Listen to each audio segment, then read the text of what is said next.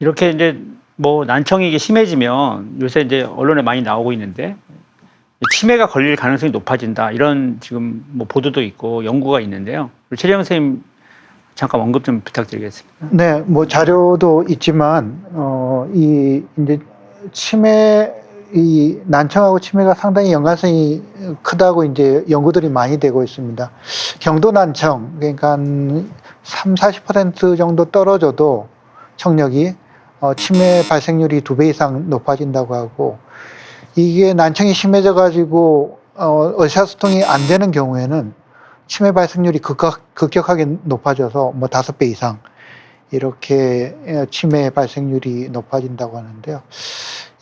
단지 이제 난청이 이런 치매도 걱정을 많이 하는데 꼭 치매까지 가지 않더라도 인지력이라든지 이런 거에 상당히 영향을 많이 미치고 또 사회 활동 자체를 어렵게 하기 때문에 어느 정도의 난청만 있으면 전부 다 이 사회 활동이 줄어들고 우울증이 늘어나고 이런 것들이 이제 자연스럽게 오기 때문에 그렇게 단순하게 취급할 수 있는 질병은 아닌 것 같습니다. 노령화 사회, 요새 이제 100세 시대라고 하잖아요. 100세 시대에 이 난청 청각의 진짜 중요성을 많이 언급이 됐는데요. 귀 건강, 그렇죠? 난청을 막기 위한 예방법 이런 거 소개 좀 부탁드리겠습니다. 문준경 교수님. 이제 사실 감각신경성 난청이 이제 제일 문제인데요. 특히 이제 우리가 나이가 들면서 생기는 노화성 난청 또는 소음성 난청이 가장 문제가 되겠습니다. 근데 저희가 유일하게 예방할 수 있는 난청이 소음성 난청입니다. 그래서 큰 소리를 듣지 않고 만약에 조금 소음이 큰 작업 환경에서 근무하시는 분들은 항상 귀 마개나 아니면 귀 보호 장구를 사용하시는 것이 도움이 될 것 같습니다. 그게 이제 가장 확실한 예방법이고요. 일반인들도 예를 들어서 노래방이라든지 콘서트장이라든지 이런 데서는 조금 큰 소리가 들릴 때 귀를 중간중간에 휴식을 준다거나 아니면 귀마개를 하는 것도 도움이 될 수가 있겠고, 요새 청소년들도 난청의 유병률이 좀 높아졌잖아요. 예. 그건 거의 전적으로 이 이어폰이나 뭐 헤드폰의 소리가 커서 그런 거 아닐까요? 예, 그런 것 같습니다. 왜냐하면 우리가 뭐 대중교통을 이용할 때 보면은 굉장히 이어폰을 꽂고 소리가 이제 밖에서도 어떤 노래를 듣고 있는지 다 알 수 있을 정도로 볼륨을 최대로 해서 듣고 있는 경우가 많은데, 그런 식으로 오랜 시간 노출이 되면은 분명히 고주파부터 청력이 손상되게 되거든요.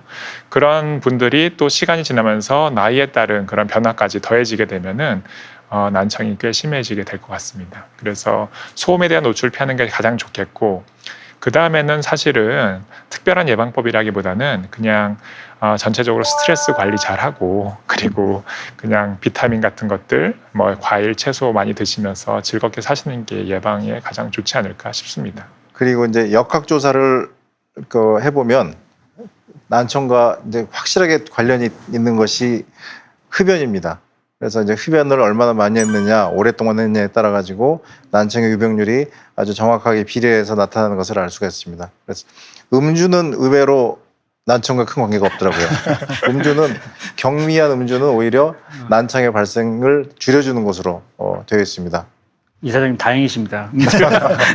지금까지 난청에 관련해서 원인, 그다음에 종류, 그다음에 치료, 예방에 대해서 이비인후과 이제 난청 전문 선생님들과 함께 알아보았습니다. 우리 유튜브를 청취하는 분들이 많은 도움이 되셨으리라고 생각이 되고요. 참석해 주신 선생님들의 소감 또는 마지막 멘트를 좀 부탁드리겠습니다. 한 분씩 부탁드리겠습니다. 네, 제가 이제 외래를 보다 보면은 굉장히 많은 분들이 난청 때문에 고통을 받으면서 제 외래에 오게 되시는데, 사실은 그런 분들께 이제 치료법들을 권해드려도 또 굉장히 주저하는 경우가 많습니다. 뭐 대표적으로 보청기를 저희가 권유를 했을 때 보청기 사용을 좀 꺼려 하신다거나, 아니면은 인공호흡 수술을 하면은 굉장히 잘 들으실 수 있을 것 같은데 인공호흡 수술을 또 수술이라는 이제 그런 두려움 때문에 좀 꺼려 하신다거나 그런 분들이 있는데요.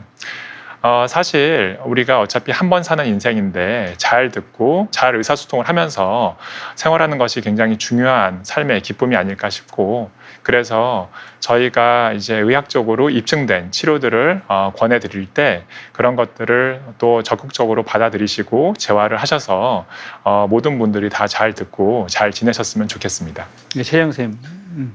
네, 비슷한 맥락의 얘기인데요.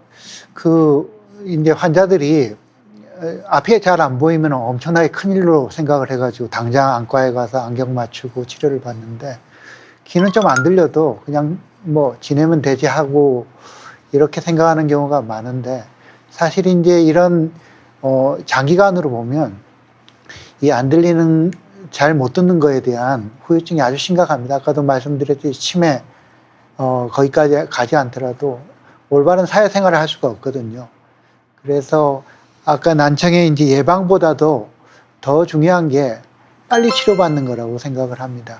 조금이라도 증상이 있을 때 빨리 치료받는 게 다른 어떤 질병에서보다 이 난청에서는 중요한 일일 것 같습니다. 난청의 원인은 외이도의 입구부터 시작해서 뇌까지 그 경로에서 모든 경로에서 일어날 수가 있습니다. 하지만 그 모든 경로에 난청에 대해서 현 시대 이비인후과에서는 어떠한 방법으로든지 듣게 만들 수 있다고 저는 생각을 합니다. 그래서 난청으로 불편해하시는 그런 분들에게 저 이비인후과 의사들이 모든 난청을 해결해 드리겠습니다.